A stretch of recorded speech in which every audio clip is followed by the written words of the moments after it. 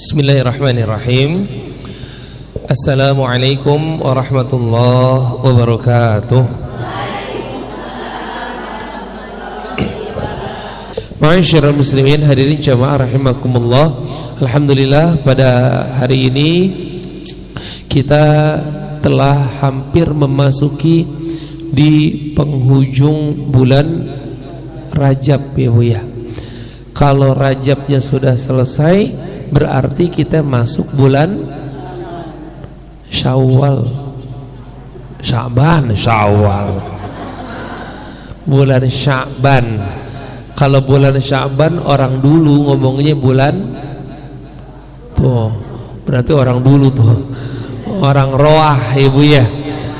Orang bulan Sya'ban mah nggak ada yang tahu orang dulu, Ibu ya. Taunya bulan Roah, ya kan?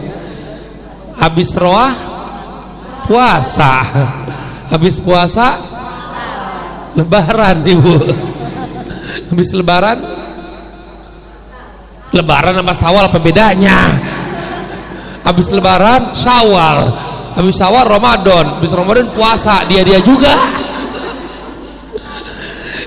Lebaran tuh, habis Lebaran apit tuh orang dulu ngomongnya apit, Ibu ya. Habis, kenapa dibilang bulan apit? Karena bulannya kejepit sama Lebaran Idul Fitri dan Idul Adha.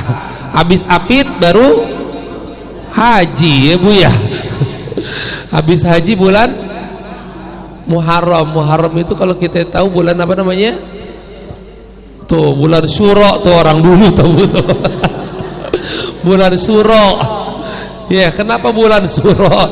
Namanya bulan Asyura karena di situ ada tanggal 10 Muharram. Kalau orang sekarang bilangnya 10 Muharram itu adalah lebaran anak yatim, ya Bu ya.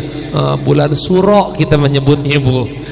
Ya Allah, alhamdulillah sekarang kita mendekati di bulan Ramadan. Kalau kita hitung secara tanggalan nggak sampai 40 hari lagi kita udah masuk bulan Ramadan. Kayaknya mah Masya Allah baru kemarin kita puasa, Ibu ya. Kayaknya baru kemarin kita tarawih bareng. Kayaknya baru kemarin juga kita sahur, Bu. Masya Allah, kurang lebih dari 30 hari lagi kita akan menjalankan itu semuanya. Mudah-mudahan kita semua sehat walafiat. Allah panjangin umur kita semua dalam taat dan ibadah kepada Allah. Ya Bu, Masya Allah. Sekarang pertanyaannya adalah, bagi ibu-ibu yang saat ini masih punya hutang kemarin, puasa kemarin masih punya hutang, udah pada dibayar apa belum, Bu? Udah lunas semuanya, Bu? Alhamdulillah. Walaupun saya yakin andai kata belum lunas juga nggak bakal ngucap, Pak Ustadz. Atau malu di sini ngaku, Pak Ustadz. Padahal saya masih kurang 2, Pak Ustadz. Saya kemarin kalah 8, Bu, misalnya. Ya Allah, baru dibayar 6, kurang 2 lagi, Pak Ustadz. Sekarang pertanyaannya adalah, gimana caranya kalau ibu belum bayar hutang tapi ternyata sudah datang duluan bulan Ramadan?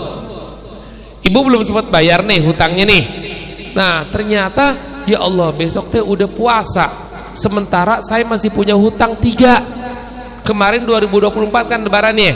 Nah, masih ada hutang 3, pengen dibayar, keburu datang bulan Ramadan. Nah, itu harus bayarnya gimana? Apa nggak usah bayar? Allah juga tahu kita lupa. Bayar fidyah. Yang bilang bayar fidyah siapa? Yang bayar pakai puasa juga. Yang bilang bayar pakai puasa juga siapa? Yang bilang double siapa? Fidyah sama puasa. Yang diem siapa? Yang diem. Yang ngambil aman siapa? Ntar saya nunjuk ditanya lagi, kenapa ngambil fidyah? Kenapa memilih puasa? Atau disebut dengan kodok, ya Bu ya, kodok puasa, mengganti puasa yang sudah kita tinggalkan. Kalau seperti itu caranya gimana?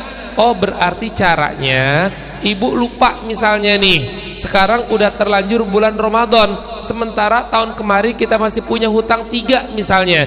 Nanti habis lebaran ibu bayar puasa yang 3 itu, yang tahun kemarin ibu tinggalin. Bayar 3 itu plus ibu wajib bayar fidyah. Ya. Berapa banyak fidyahnya? Fidyahnya tergantung dengan Ramadan yang dilewatin. Kalau ibu melewati kemarin 2024 kan puasa kalahnya tuh, kalah di 2024. Nah berarti ibu ngelewatin Ramadannya Ramadan tahun berapa? 2025 kan? Berarti cukup bayar 1 kali fidyah. Karena fidyah itu dihitung dengan berapa tahun Ramadan yang dilewatinya, bukan berapa hari puasa yang ditinggalkannya. Nyambung nggak Bu? Dia berapa kali ninggalin Ramadan, itu adalah 1 kali fidyah. Contoh misalnya, ibu waktu pas Covid ya, pas Covid kemarin kan banyak yang sakit tuh Bu ya, yang hampir setiap RT sehari bisa 2-3 orang tuh Bu, yang pada ambilnya lagi pada panen banget itu Bu, karena panggilan amil lagi banyak-banyaknya. Lah 1 RT seminggu bisa 3 orang Bu, Masya Allah. Itu pas kemarin musim meninggal itu, Masya Allah, itu amil pada kredit Avanza itu Bu. Ustadznya yang belangsak Bu, karena pengajian semuanya di cancel semuanya Bu. Naudzubillah, nggak bohong. Nah balik lagi ya, pada saat itu ibu misalnya tahun 2020 pada saat Covid, kan Covid mah awalnya 2020 ya Bu waktu itu ya. Ibu punya hutang. Berapa hutangnya? Hutangnya misalnya ibu ada hutang 5 karena sakit misalnya. Ibu harus diisolasi karena ibu nggak bisa napas, nggak ada rasa. Makanin itu apa, minyak kayu putih nggak ada rasanya. Pas baru 3 botol baru terasa. Tapi terasa mau pingsan. Bukan terasa baik. Nah, pada saat itu ibu kalah puasa 5. Sekarang ketika saya menjelaskan mengenai kodok puasa, ibu baru ngeh, ibu baru sadar, ya Allah Pak Ustadz, saya teh masih ada hutang puasa 5 kemarin ya, waktu pas kemarin Covid. Saya mau bayar besok.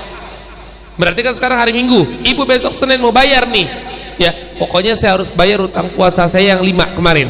Tahun 2020 pas Covid saya pernah nggak puasa, ibu bayar 5, betul nggak? Ya kan?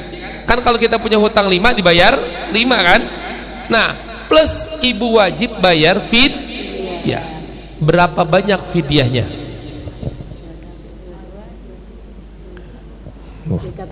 Gak usah pura-pura ngitung, padahal ibu bingung berapa ya. 3, 4, 5. Ada 3, 4, 5. Coba lihat, 2020 dia kalah, batal puasanya. Sekarang dia inget berapa kali Ramadan yang dilewatin. Kita hitung sekarang ya, dia inget ya. Berarti 2021, 22, 23, 24, 25 jadi hitung nggak? Enggak, kan belum masuk bulan Ramadan. Ngerti? Kecuali beda halnya kalau ibu ingetnya pada saat bulan Ramadan. Pas ibu inget bulan Ramadan atau besoknya puasa, ya Allah 2020 teh saya juga masih punya hutang 5 ya, tapi kan besok udah puasa. Nah kalau gitu seperti apa? Ibu wajib bayar puasanya 5 nanti habis lebaran plus bayar fidyah. Fidyahnya ditambahin 1 tahun lagi. Ngerti? Jadi berapa? 5 kali fidyah.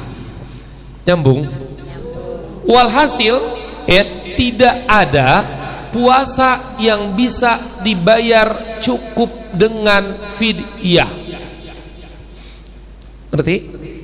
Tidak ada bayar puasa yang bisa dibayar cukup dengan fidyah. Tidak ada. Benar kan? Yang boleh dibayar pakai fidyah siapa saja? Orang yang boleh membayar puasanya pakai fidyah. 2 golongan. Dua kriteria orang yang boleh membayar puasa pakai fidyah. Yang pertama, dia yang mempunyai penyakit kronis, penyakit yang memang tidak memungkinkan dia untuk berpuasa. Ada kan yang kayak begitu ibu ya, yang orang memang dia kalau dibawa puasa nggak bisa. Kenapa? Orang kondisinya udah ngedrop, kondisinya udah parah. Yang seperti ini boleh dia tidak berpuasa. Gantinya pakai apa? Pakai fidyah. Pakai kodok lagi nggak? Nggak usah, orang dia nggak bisa puasa. Ada loh bu, jamaah saya bu, pernah dia sakit bu, sakitnya sepele banget, sakitnya sakit mah cuma lambung doang mah, tapi dia perutnya nggak boleh kosong. Kalau lagi kambuh mahnya, misalnya nih dia 4 atau 5 jam dia nggak makan nih, misalnya 6 jam dia nggak makan, langsung bisa pingsan dia bu, karena harus kena makanan, harus kena asupan makanan per 6 jam sekali terus kena. Kalau enggak mahnya kambuh bu, dan itu bukannya lebay, dan itu bukannya disengaja, memang benar dia tidak mampu, memang benar dia tidak bisa berpuasa karena kondisi sakit mahnya kronis. Nah orang kayak begini, la yukallifullahu nafsan illa usaha. Allah nggak mungkin ngebebanin, Allah nggak mungkin ngasih kewajiban kalau kita nggak sanggup. Artinya yang seperti ini akan mendapatkan rukhsah. Rukhsah artinya adalah keringan. Boleh nggak dia nggak berpuasa? Boleh.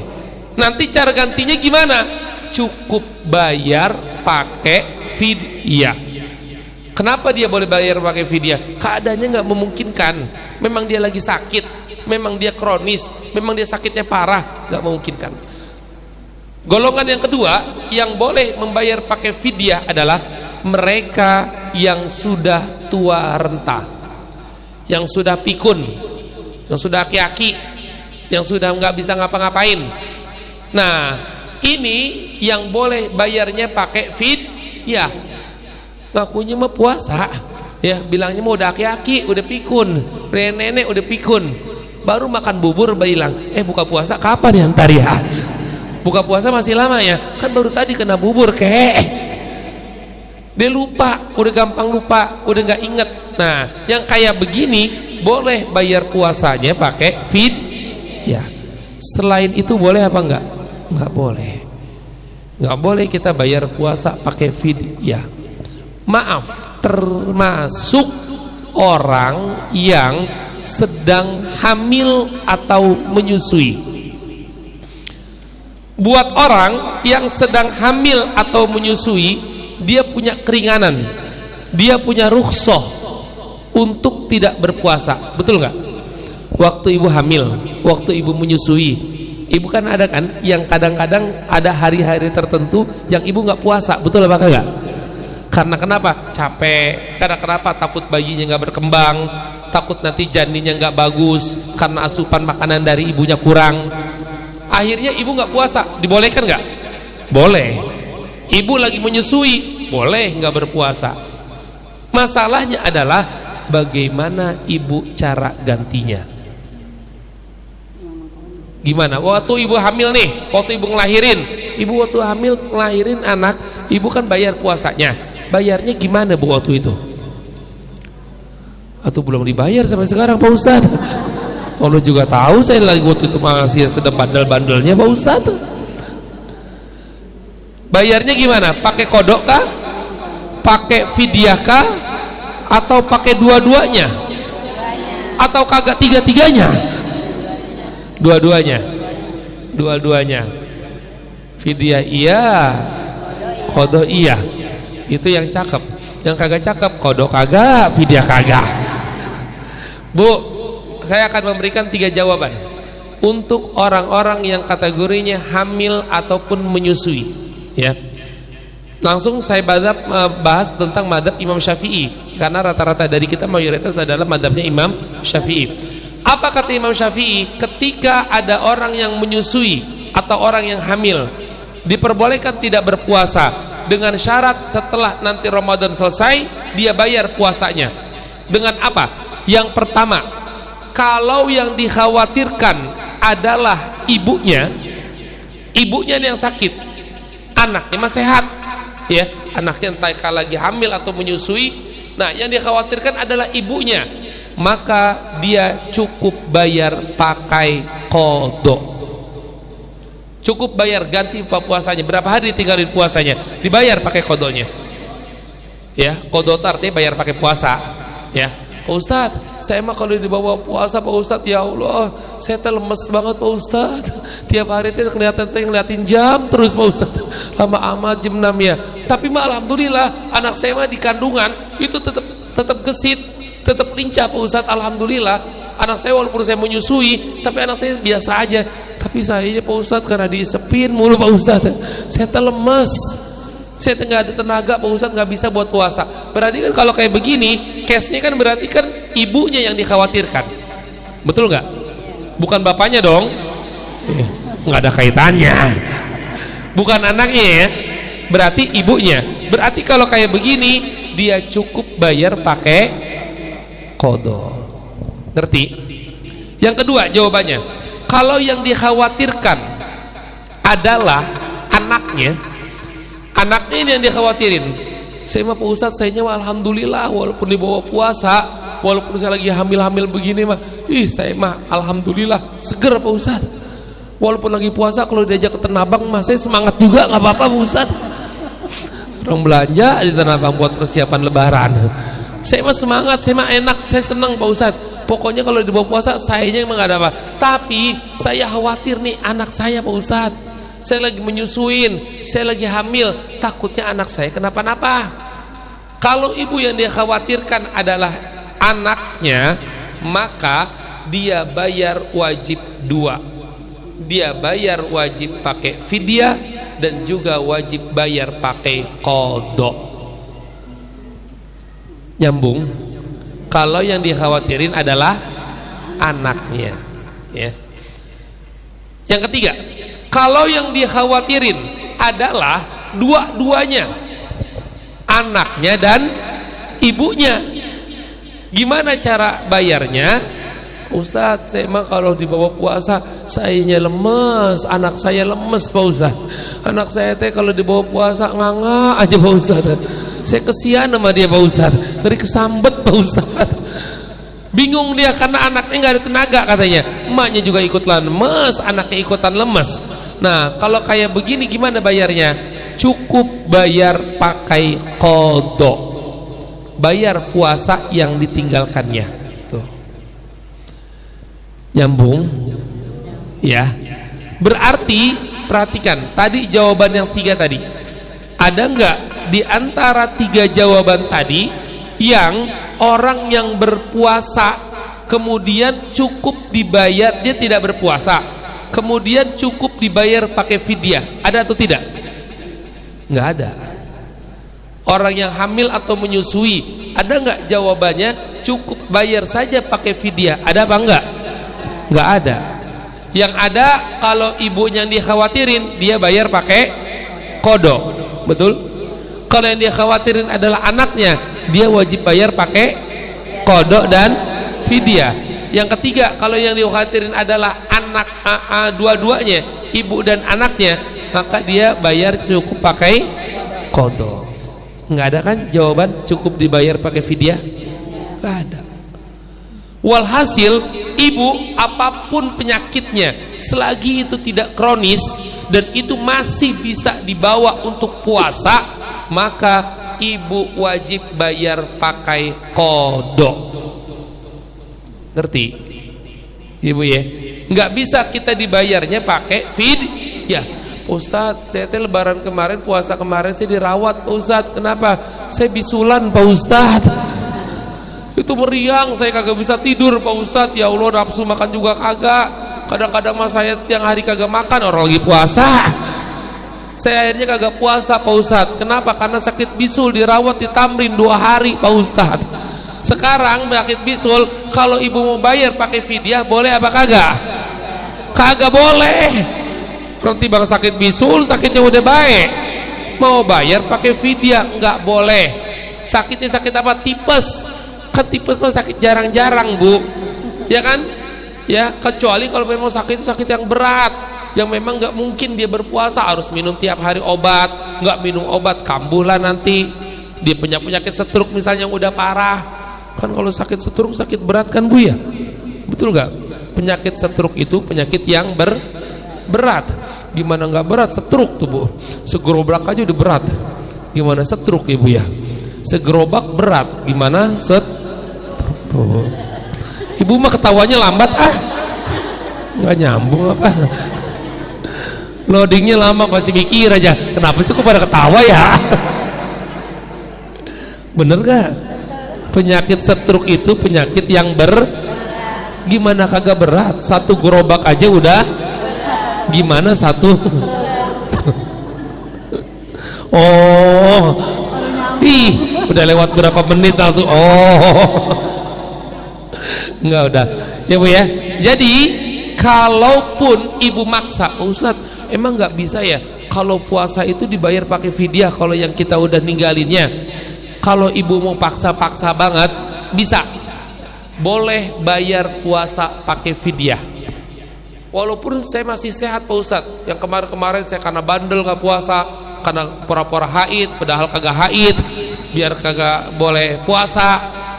Nah sekarang kalau saya mau bayar pakai fidyah, boleh nggak Pak Ustadz? Boleh sih, tapi ada satu syaratnya. Kalau ibu maksa buat bayar pakai fidyah, syaratnya adalah ibu mati dulu. Betul nggak? Lah kalau orang mati pada saat disolatin, kan Ustadz itu suka bilang ya, atau pada saat ditahlilin, ini ada amanah dari keluarga almarhum 100 liter beras untuk fidyahnya kalau almarhum pernah meninggalkan puasa. Betul apa kagak kayak begitu Bu? Betul kan? Berarti tinggalin puasa boleh juga dibayar pakai fidyah atau pakai beras, boleh apa kagak? Boleh, tapi syaratnya harus, kalau masih hidup boleh nggak difidyahin?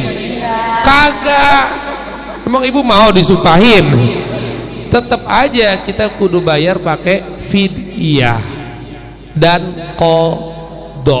Nggak boleh bayar cukup dengan pakai fidyah. Ustadz, saya mah sekarang umur udah 50 tahun. Dulu haid saya umur 15 tahun misalnya. Berarti kan selama 35 tahun kan kita punya kewajiban tuh Bu, betul nggak? Untuk puasa.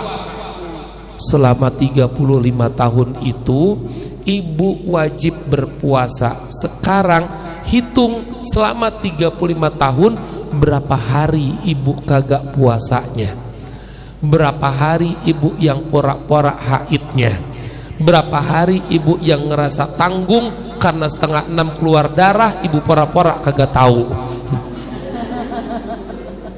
Itu paling nyesek ya Bu ya, katanya emak-emak ya Bu ya. Ya Allah, itu asar teh masih bersih Pak Ustadz, masih nggak ada tanda-tanda apa-apaan. Kenapa jadi jam 5 pengen kencing kayak ada yang keluar Pak Ustadz?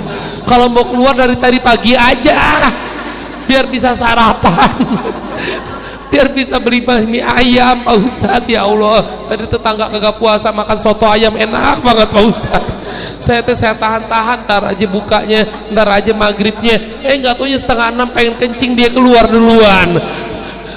Berarti kalau kayak gitu kudu dibayar apa kagak? Wajib. Ibu jangan pura-pura kagak terasa. Nggak terasa. Karena kenapa? Karena males bayarnya nanti ya. Nah itu dihindarin ya Bu ya. Jadi puasa itu adalah sesuatu yang harus kita kerjakan dalam keadaan apapun itu. Bayar puasanya pun harus pakai qadha. Terus gimana caranya mengkodoknya Pak Ustadz? Ya udah dikodok. Ibu seumur hidup ninggalin puasa, misalnya dihitung-hitung tuh, Pak Ustadz ini zaman-zaman bandel saya dari SMP tahun 97 sampai tahun 2001 nih Pak Ustadz nih. Ini rawan banget, saya sering banget kagak puasa nih Pak Ustadz nih. Berapa hari? Adalah Pak Ustadz 100 hari mah. 100 hari kan berarti 3 tahunan ya? Ya kan 1 tahunnya 30 hari kan puasa kan? Ya udah selama 100 hari bayar puasanya. Wah banyak amat Pak Ustadz. Ya memang kayak begitu. Jadi punya target. Yang penting sekarang ini ibu niat dulu deh untuk bayar puasa yang udah kita tinggalin, sambil dibayar, dicicil begitu. Senin Kamisnya dijalanin, puasa Ayyamul Bidnya dijalanin. Niatnya apa? Untuk mengganti puasa yang udah kita tinggalin. Itu jadi banyak Pak Ustadz ya, gara-gara ngaji jadi tahu kayak begini Pak Ustadz. Coba kalau saya kagak ngaji aman saya Pak Ustadz. Ini Pak Ustadz nyindir apa ya pengajiannya ya? Tahu aja lagi sebanyak utang puasa zaman dulu mah. Memang kayak begitu. Jangan ada pikiran naudzubillah, pikirannya jelek. Ah nggak apa-apalah, nanti juga kalau mati puasa mah bisa dibayar pakai fidyah. Kalau ibu naudzubillah ada pikiran kayak begitu, itu sudah sangat kita berdosa kepada Allah Subhanahu wa taala. Fidyah itu alternatif terakhir. Ketika ibu meninggal dunia, khawatir masih ada puasa yang ditinggalkan, maka sama keluarga dibayarkan dengan fidyah. Nyambung kayak begitu Bu. Dan yang terpenting adalah Bu, kita bisa masuk surganya Allah, kita bisa masuk selamat daripada adab nerakanya Allah, adab kuburnya Allah, semata-mata bukan karena puasa kita, bukan karena sholat kita, bukan karena sedekah kita, bukan karena kita sering qiyamul lail, bukan.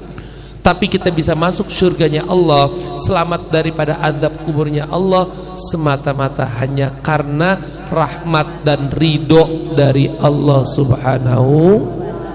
Kalau kita Bu maaf ngandelin sholat kita bisa masuk surga, malu kita sama Allah Bu. Kalau kita beralasan nanti pengen masuk surga gara-gara kita sering qiyamul lail, gara-gara kita sering sholat berjamaah, gara-gara sering kita puasa sunnah, sering datang ke pengajian, nggak ada apa-apanya nanti padahal ibadah kita di hadapan Allah. Sholat kita juga sama kan, terkadang mah kita sholat cuma sekedar ucapan doangan, cuma sekedar gerakan doangan, mulut mah baca Al-Fatihah, mulut kita mah baca Al-Fatihah, maaf hati kita mah kelilingan Bu.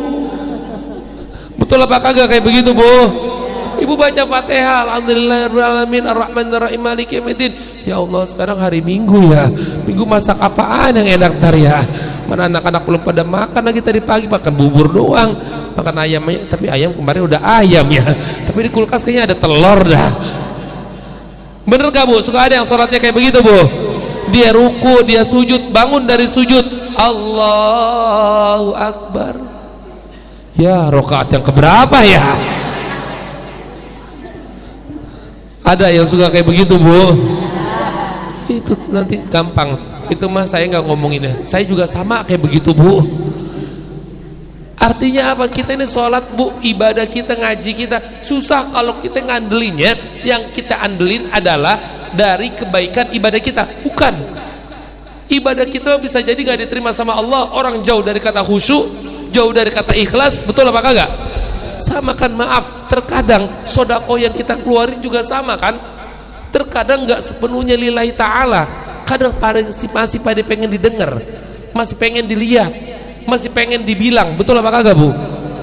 Saya pernah dengar apa, ngeliat di TikTok ya Bu ya, ini ada di TikTok ini mah kan, kalau sholat Jumat tuh Bu ya, kan kalau lagi kita yang laki-laki kan suka ada itu tuh apa, kotak amal ya, tromol ya Bu ya. Nah itu ada orang di sini, dia mungkin habis tidur kali ya, dibangunin sebelahnya. Kenapa? Karena ada kotak amal. Wah, kotak amal ya, dia mau masukin duitnya Bu, dia bawa duit 5 ribuan sama bawa duit 100 ribuan. Iya, bukan salah masukin Bu, pas lagi pada keluarin duit dia lagi ngeluarin duit, ternyata yang 5 ribuannya dia pegang, yang 100 ribunya jatuh Bu di bawah. Orang yang belakangnya dia ngambil duit 100 ribunya, dicolek itu bapak, Pak ini yang 100 ribunya Pak, dikasihin begitu aja. Itu orang yang baru bangun tidur tadi dipikir yang belakang nitip Bu untuk masukin ke kotak. Eta duit 100 ribu dimasukin ke kotak Bu. Kata yang belakang, Pak itu bukan duit saya, duit bapak tadi jatuh. Lah gue dimasukin ke situ. Mau bilang teriak kotaknya, udah di ujung kotaknya itu Bu. Kira-kira yang ikhlas yang 5.000 apa yang 100.000 gitu Bu? Atau 100.000 mah kepaksa Pak Ustadz. Saya pikir dia mah nitip tolong masukin. Katanya duit saya jatuh di belakang Pak Ustadz. Mudah-mudahan nggak ada nih orang sini mah ikhlas-ikhlas semua ibu ya. Ya di Geria mah orangnya insya Allah ibu-ibunya ikhlas semua. Saya mah bukan cerita ibu-ibu di Geria, saya mah cerita ibu-ibu di Bojonggede sana bu. Tapi orang-orang Bojonggede pindah dari Geria. Bu ya, jadi mendekati puasa itu yang harus kita persiapkan hutang-hutang kita. Sekarang sedikit kita soal puasa wajib. Puasa wajib ternyata dalam kitab Fiqhul Mar'ah bukan hanya puasa yang kita jalankan pada saat bulan Ramadan. Ada 3 jenis puasa wajib. Ada 3 jenis puasa wajib. Yang pertama puasa Ramadan, itu sudah kita bahas ya. Puasa wajib yang pertama puasa bulan Ramadan itu wajib. Siapapun kita kutiba alaikumus siyam kama kutiba alal ladzina min qablikum la'allakum tat. Nah, itu udah gak usah dibahas lagi. Yang kedua, puasa wajib itu puasa apa? Yang wajib itu yang kedua adalah puasa nadar. Ya. Yang sifatnya nadar itu wajib ibu jalankan. Ibu tahu nadar? Yang suaminya Muzdalifah, mantan? Hah? Beda ya? Oh, kirain yang mantan suaminya Muzdalifah. Enggak, nasar itu mah Ustaz. Bu, puasa nadar itu adalah puasa wajib kalau ibu sudah niat, kalau ibu sudah terucap. Wajib itu dikerjain. Contoh misalnya, ya Allah Pak Ustaz, saya teh punya keinginan banget anak saya ini biar mau masuk pesantren dah. Ya Allah, mudah-mudahan anak saya mau masuk pesantren, doain Pak Ustadz ya. Ibu dalam hati ibu sudah niat, pokoknya kalau nanti anak saya mau masuk pesantren, saya mau puasa 3 hari berturut-turut deh. Saya girang banget, emang itu tujuan utama saya itu, pengen banget anak saya masuk pesantren. Alhamdulillah anaknya jadi masuk pesantren. Maka pada saat itu ibu wajib untuk menjalankan puasanya. Tuh. Berarti puasa nadar itu beban dong Pak Ustadz. Kalau kita udah kecapai kita malah jadi beban. Justru nadar itu mendekati kepada hajat ibu, memperlancar keinginan kita, memuluskan keinginan kita. Itu yang penting. Jadi bukan berarti nadar itu malah menjadi beban. Pokoknya nanti kalau si dedek diterima di SD negeri atau SMP negeri nih, kan dia pengen banget nih SMP ini nih, saya pengen puasa berapa? 2 bulan berturut-turut. Biasa aja dong.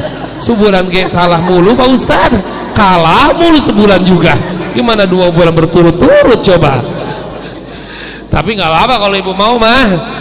Saya gampang lah. Saya cuma mau puasa berapa? 5 hari Pak Ustadz. Bener, saya pengen puasa 5 hari atau saya pengen puasa 1 bulan tapi Senin Kamis doang.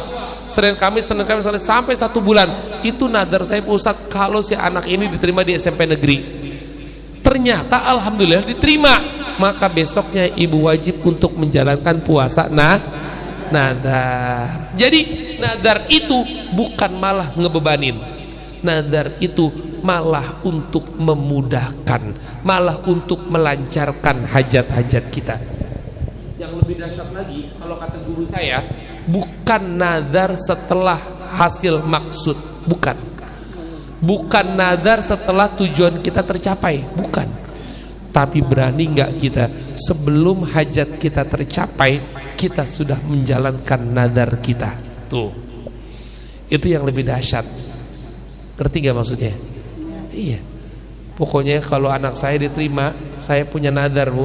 Anak saya kalau diterima nanti jadi CPNS nih dia, jadi PNS nih dia, udah ngikutin ujian segala macam. Nanti katanya ada ujian terakhirnya bulan Maret misalnya. Saya kalau memang dia diterima, saya pengen puasa nanti seminggu berturut-turut. Dijanji dia misalnya kayak begitu.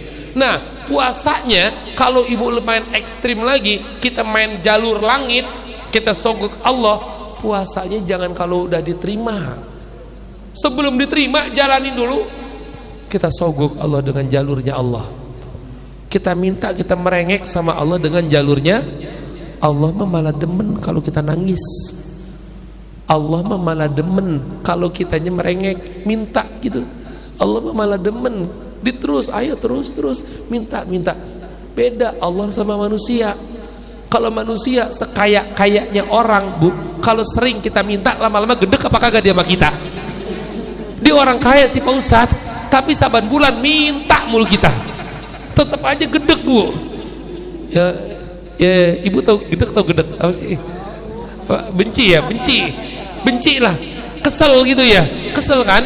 Ibu orang ada, alhamdulillah orang ada, tapi ada tetangga ibu saudara kita saban bulan mintanya gede-gede sih, cuma gocap doang 50.000, tapi saban bulan minta, kesel apa kagak kita, Bu?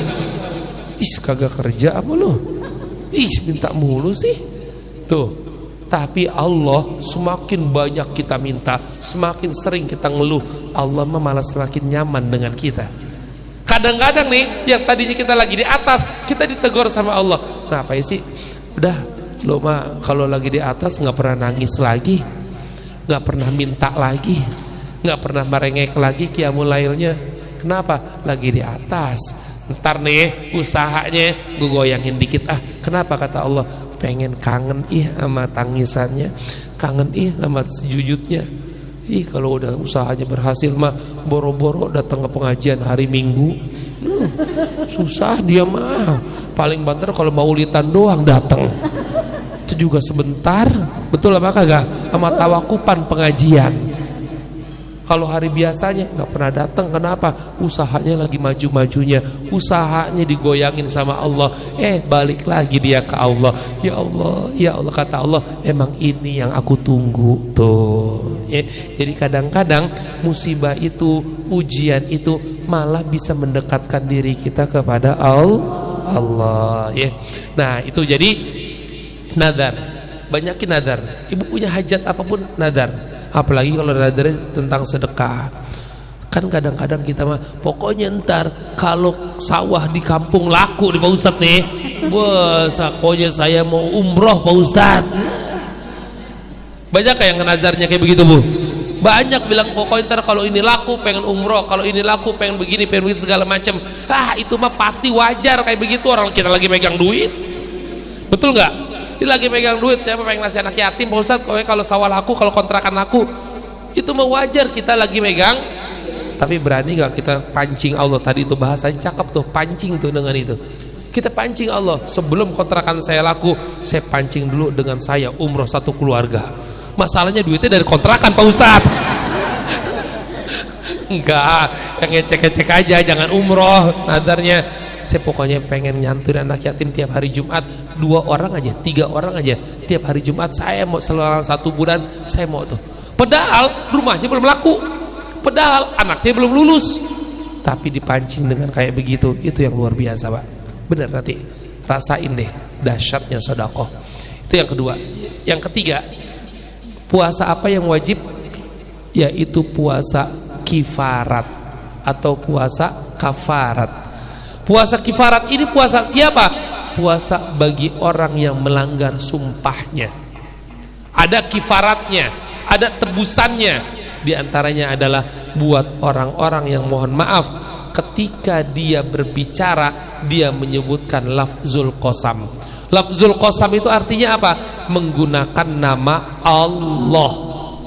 Dia sebut nama wallahi, tallahi, billahi. Bahasa Indonesianya dia sebut dengan kalimat demi Allah. Ketika dia melanggar, kemudian dia mengkhianati sumpahnya yang disebut dengan demi Allah, maka dia wajib untuk berpuasa kifarat. Puasanya 3 hari berturut-turut. Maka itu jangan diremehkan kalimat demi Allah. Ini mah ada, Bu, mohon maaf, orang yang sedikit-dikit ngomongnya demi Allah mulu. Ada apa kagak ya kayak begitu, Bu? Yang enteng banget gitu ngomong demi Allah. Tapi besok ngaji ya jam berapa? Biasa mengaji mulai jam 10. Tapi datang ya kemarin minggu bulan kemarin udah kagak datang. Iya datang, bener ya datang. Iya demi Allah tuh gue datang jam 10. Ntar juga gue datang jam 10.